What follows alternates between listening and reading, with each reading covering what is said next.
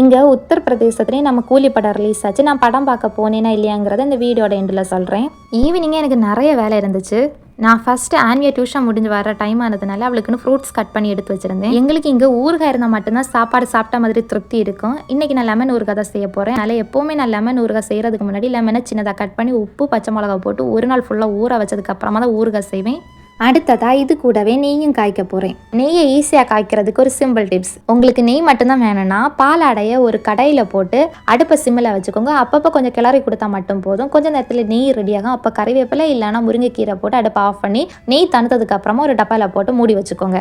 இல்லை உங்களுக்கு பட்டர் வேணும்னா எப்பவும் போல் மிக்ஸி ஜாரில் பாலாடை போட்டு நல்லா அடிச்சு எடுத்துக்கோங்க. பட்டர் கிடச்சிரும். ஈவினிங் ஸ்நாக்ஸுக்காக பருப்பு அடையும் காஃபி குடிக்கிறதுக்காக பாலையுமே காய்ச்சி வச்சுட்டேன். நான் மேரேஜ் முன்னாடி வரைக்குமே தேட்டர் எப்படி இருக்குன்னு பார்த்ததே கிடையாது. மேரேஜுக்கு ஆனதுக்கப்புறம் என் ஹஸ்பண்ட் தான் தேட்டர் பக்கம் கூட்டிகிட்டு போனார். நாங்கள் 2 பேரும் சேர்ந்து பார்த்த ஃபஸ்ட்டு படம் ஆடு 2ங்கிற மலையாள படம். இங்கே உத்தரப்பிரதேசத்தில் கூலி படம் ஹிந்தியில் தான் ரிலீஸ் பண்ணியிருக்காங்க. தமிழ் படத்தை ஹிந்தியில் பார்த்தா நல்லா இருக்காதுன்னு சொல்லி தான் நாங்கள் படம் பார்க்க போகலை. நீங்கள் மேரேஜுக்கு அப்புறம் உங்கள் ஹஸ்பண்ட் கூட ஃபஸ்ட் எந்த படம் தேட்டர் போய் பார்த்தீங்க அப்படிங்கிறத கமெண்ட்டில் எழுதுங்க. பாய்.